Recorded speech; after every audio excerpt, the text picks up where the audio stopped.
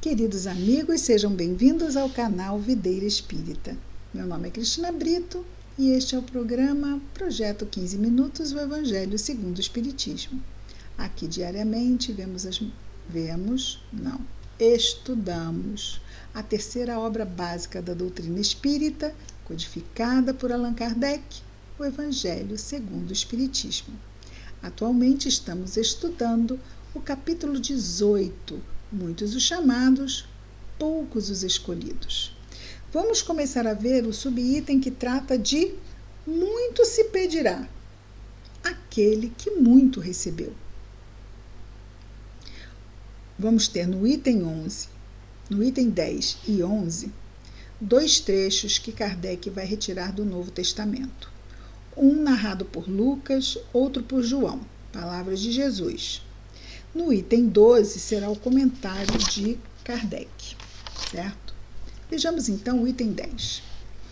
São os versículos 47 e 48 do capítulo 12 de Lucas. E temos Jesus nos dizendo: o servidor que soube a vontade de seu Senhor e que, todavia, não estiver preparado e não tiver feito o que se esperava dele, será abatido rudemente.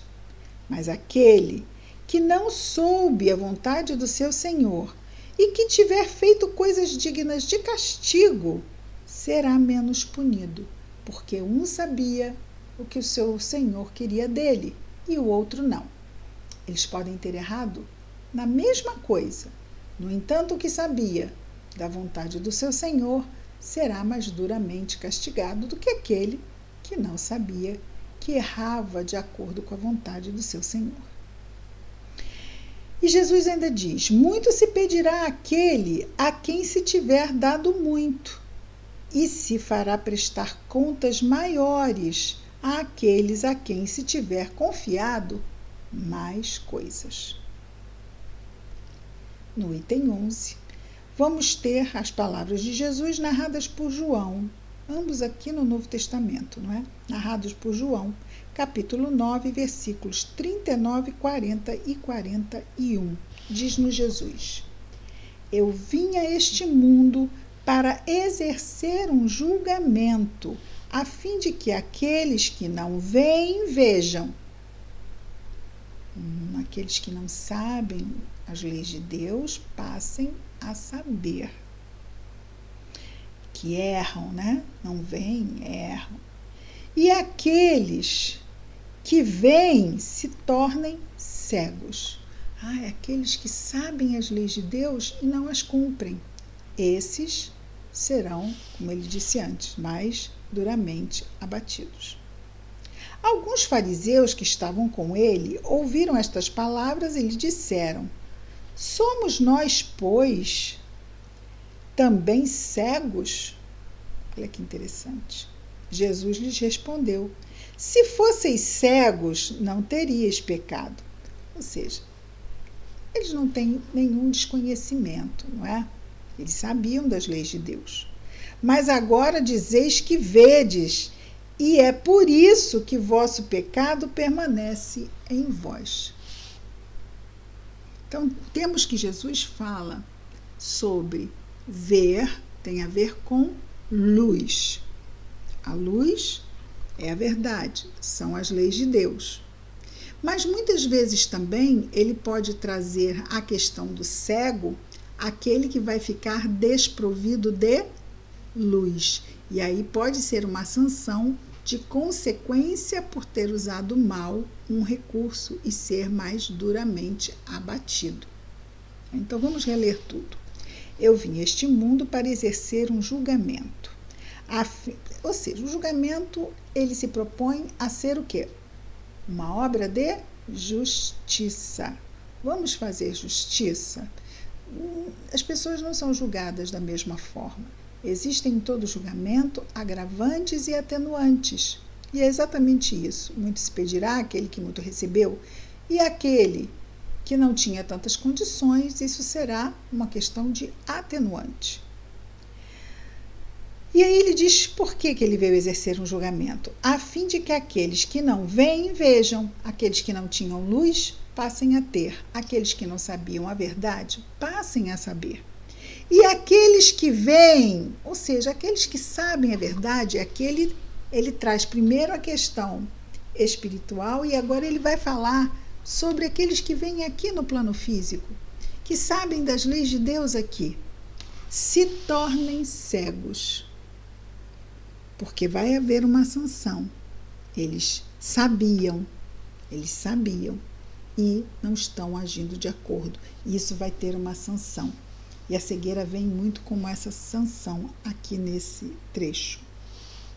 Alguns fariseus, os fariseus são aqueles homens do templo, muito rigorosos no cumprimento dos rituais, mas não tão rigorosos quando se tratava deles mesmos seguirem as leis de Deus. E Jesus, não apenas uma vez ou duas, os chamava de hipócritas. Hipócritas são aqueles que falam, mas não fazem. Alguns fariseus que estavam com ele ouviram estas palavras e lhe disseram: somos nós, pois, também cegos? Ou seja, nós também desconhecemos a verdade? Jesus lhes respondeu: se fosseis cegos, não teríeis pecado. Ou seja, eles sabem da verdade porque eles sabem das leis de Deus. Eles estão no templo com a Torá, que é todo o Antigo Testamento, principalmente apenas aquela parte que Jesus se foca, toda a lei e os profetas, está na máxima, e também aqui como referência da própria lei judaica na Torá, os 10 mandamentos, a primeira revelação das leis de Deus. Então Jesus responde a eles: se fosseis cegos, não teríeis pecado. Mas agora dizeis que vedes, e é por isso que o vosso pecado permanece em vós. Eles veem e é por isso que o erro deles é tão forte, porque eles sabiam da lei de Deus, mas mesmo assim não a cumpriam. Então, é isso que Jesus destaca. No item 12, vem Kardec, então, trazendo os seus ensinamentos da seguinte forma sobre essas duas passagens, lembrando que tudo enfechado aqui no subtítulo: muito se pedirá àquele que muito recebeu. É justo isso, não é? Estas máximas encontram, sobretudo, diz Kardec, sua aplicação nos ensinamentos dos Espíritos. Todo aquele que conhece os preceitos do Cristo, as lições do Cristo, é culpável, ou seja, é responsável, seguramente, de não o praticar, o bem, não é? Mas, além do Evangelho, que contém as lições do Cristo, os seus preceitos, não estar difundido, senão nas seitas cristãs, entre estas, quantas pessoas não o leem? Quer dizer, verdade. Quantas pessoas que se dizem cristãs não conhecem o Evangelho? O Evangelho, Mateus, Marcos, Lucas, João. E entre aqueles que o leem, quantos há que não o compreendem? Disso resulta que as próprias palavras de Jesus estão perdidas para a maioria. E é interessante aqui destacar que Kardec não confunde o Evangelho com o Evangelho segundo o Espiritismo. O Evangelho segundo o Espiritismo é uma obra da doutrina espírita que vem nos ensinar a usar a doutrina espírita para entender o Evangelho. Onde encontramos o Evangelho? Na narração dos 4 evangelistas, logo no início do Novo Testamento. Os 4 livros de Mateus, de Marcos, de Lucas e de João. Fazemos esse estudo pormenorizado aos domingos, às 17 horas do Brasil, às 21 horas de Portugal. Aqui temos um programa que explica direitinho, né, como entrar pelo Team Link ao vivo, e depois postamos aqui a gravação do programa que é ao vivo. Do programa é uma reunião pública, né? É uma reunião pública. A gravação é que acaba se tornando um programa, que é dentro da grade do canal Videira Espírita. Mas é uma reunião pública que acontece online todos os domingos em cima do Evangelho narrado por Mateus, versículo a versículo, sob a ótica da doutrina espírita.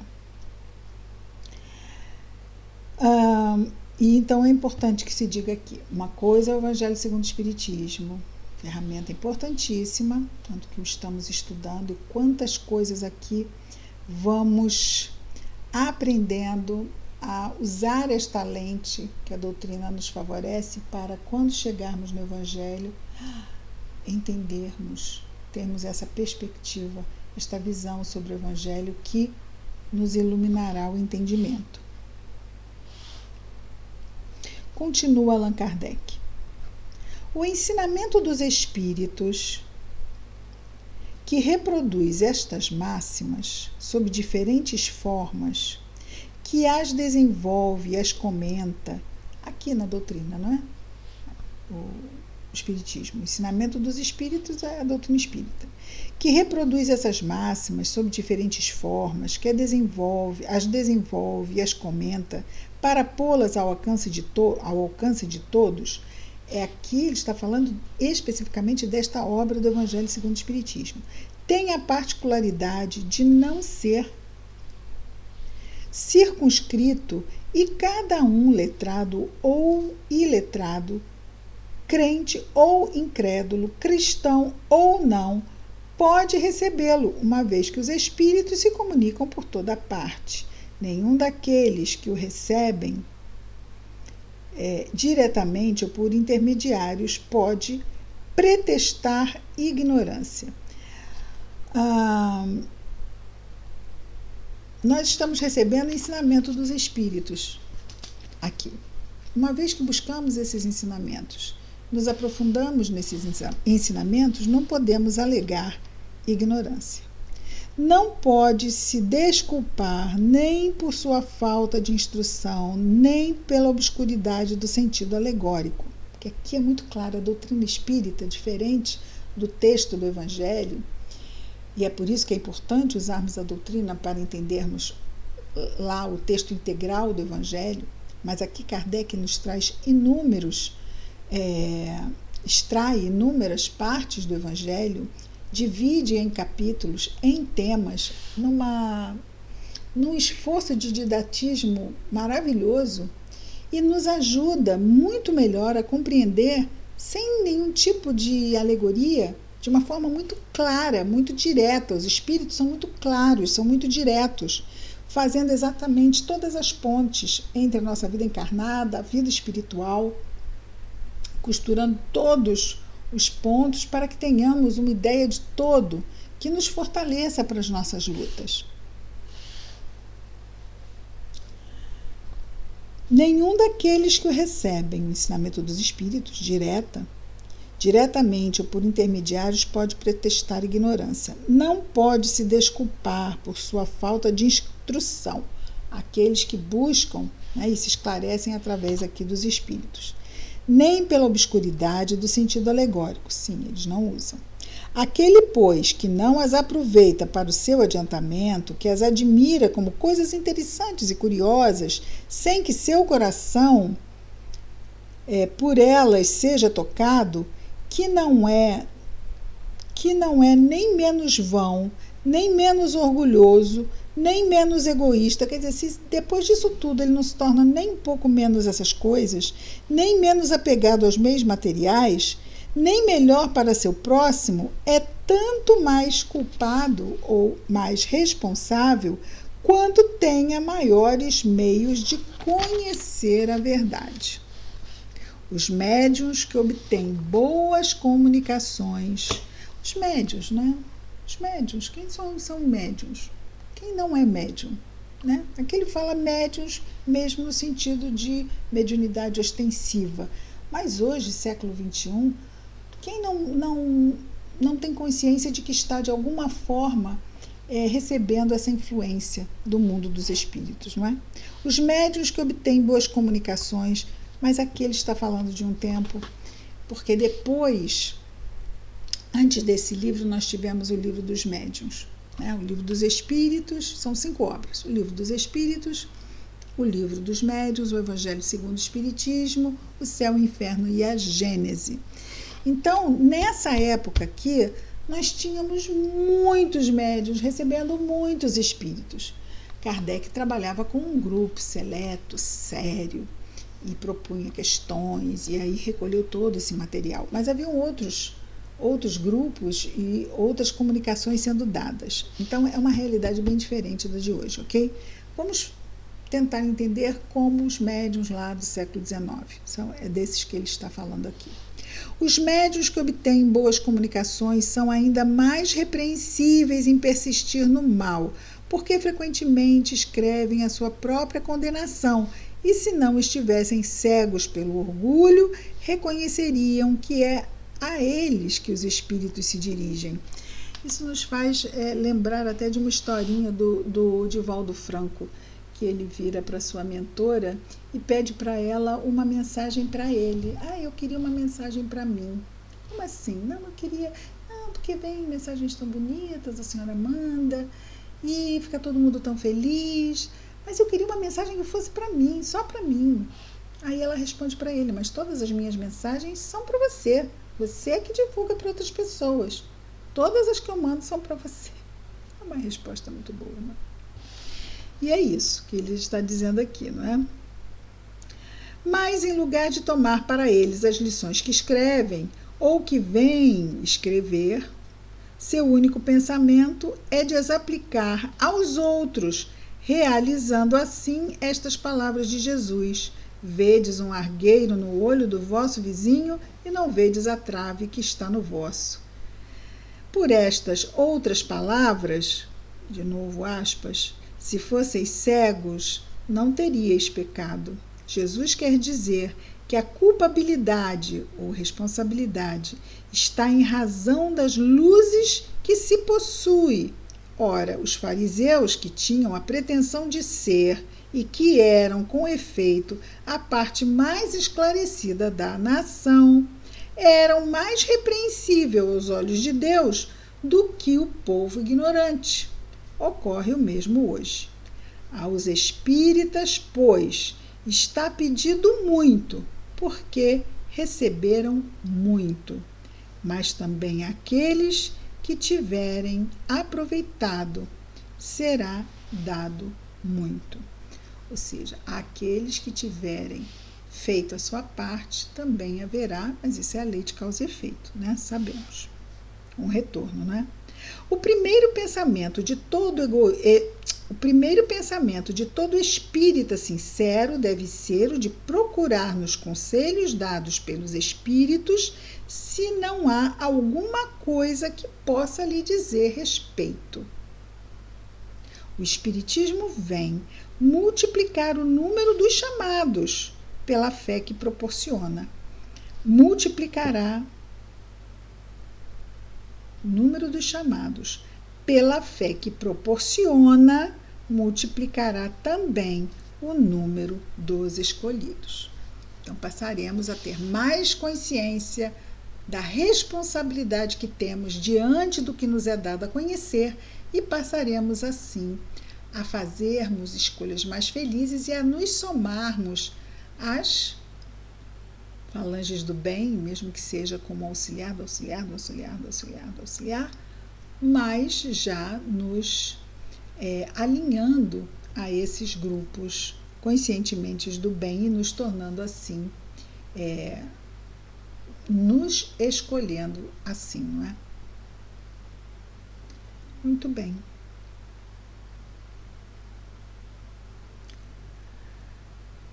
Estava vendo aqui uma coisa. É muito interessante isso aqui. Primeiro pensamento de todo espírita sincero deve ser o de procurar nos conselhos dados pelos espíritos se não há alguma coisa que possa lhe dizer respeito. E a gente costuma fazer muito isso, pegando um livro de mensagens, não é? Lendo. O que isso tem a ver comigo? O que isso pode me ajudar na minha vida? Muito bom. É um exercício muito bom. Muito bem, queridos amigos. Amanhã... nossa, como a gente passa, não percebe. Amanhã vamos entrar em instruções dos Espíritos. Que Jesus nos abençoe a todos. Até amanhã com mais um programa Projeto 15 Minutos, o Evangelho segundo o Espiritismo. Muita paz a todos.